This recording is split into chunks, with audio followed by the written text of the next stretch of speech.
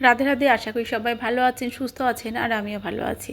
আপনাদের সাথে আজকে শেয়ার করব একাদশীর একটা দারুণ মজাদার রেসিপি। তো চলুন রেসিপিটা শুরু করা যাক।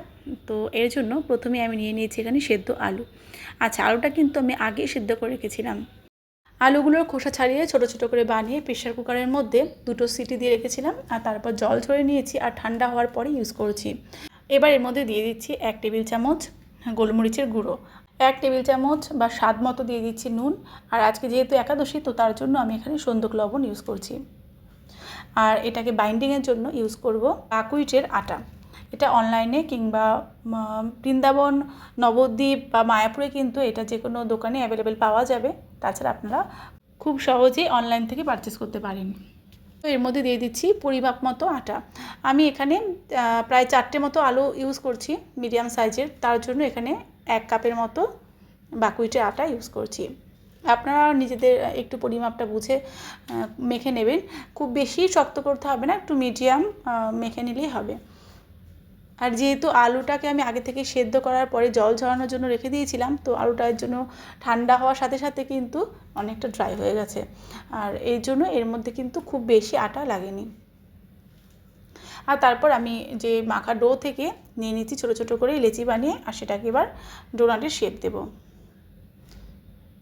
প্রথমে হাতের সাহায্যে এরকম গোল বানিয়ে নিয়েছি, আর আঙুলের সাহায্যে একটু প্রেস করে মাঝখানে একটা হোল বানিয়ে নিয়েছি। তো আমি সবগুলো বানিয়ে নিচ্ছি, সবগুলো বানাবো না, কয়েকটা বানাবো। আর অপর দিকে আমি একটা প্যান বসিয়েছি ডোনাটগুলোকে ভাজার জন্য।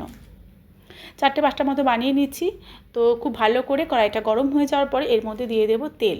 আর আজকে একাদশীর জন্য আমি ইউজ করছি এখানে ভার্জিন কোকোনাট অয়েল। আপনারা নারকেল তেলের বদলে ঘি, সাদা তেল, বাদাম তেল একাদশীতে আপনারা যে যেটা ইউজ করেন সেটা কিন্তু ইউজ করতে পারেন। খুব ভালো করে গরম হওয়ার পরেই কিন্তু তেলটা দিতে হবে, তা না হলে ডোনাটগুলো কড়াইয়ের মধ্যে লেগে যাবে ভাজার সময়। তেলটা ভালো করে গরম হয়ে যাওয়ার পরে আমি এক এক করে ডোনাটগুলো বসিয়ে দিচ্ছি তেলের উপরে।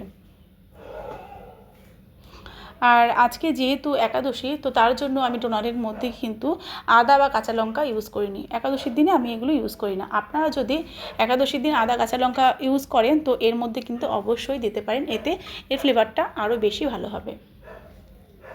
আর আমি যেহেতু নারকেল তেলে ভাজছি, তো তার জন্য কিন্তু নারকেল তেলের একটা ফ্লেভার আছে, সেটা কিন্তু এই ডোনাটের মধ্যে বেশ ভালো লাগে। আবার অনেকেই আছেন যারা নারকেল তেলের ফ্লেভার পছন্দ করেন না, তারা এটা ঘি কিংবা সাদা তেল কিংবা বাদাম তেলে ভাজবেন। তো মিডিয়াম আঁচে আমি ডোনাটগুলোকে উল্টে পাল্টে একটু লাল লাল করে ভেজে নিচ্ছি।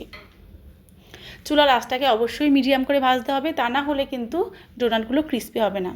ডোনাটগুলোকে আমি ডিপ ফ্রাই করিনি, শ্যালো ফ্রাই করে তুলে নিচ্ছি। চেষ্টা করবেন এই ডোনাটগুলো একটু গরম গরম সার্ভ করার জন্য, তাহলে ক্রিস্পিনেস থাকবে। আর ঠান্ডা হয়ে যাওয়ার পরে কিন্তু এগুলো নরম হয়ে যায়। তো আপনারা সকলেই বানান একাদশীতে। আর রেসিপিটা ভালো লাগলে লাইক, কমেন্ট, শেয়ার করে দেবেন। আওয়াজ শুনে নিশ্চয়ই বুঝতে পারছেন যে কতটা ক্রিস্পি হয়েছিল। তো ভিডিওটা এখানে শেষ করছি। সবাই খুব ভালো থাকবেন। দেখা হচ্ছে নেক্সট আরেকটা ভিডিওতে। ততক্ষণের জন্য সকলকে জানাই রাধে রাধে।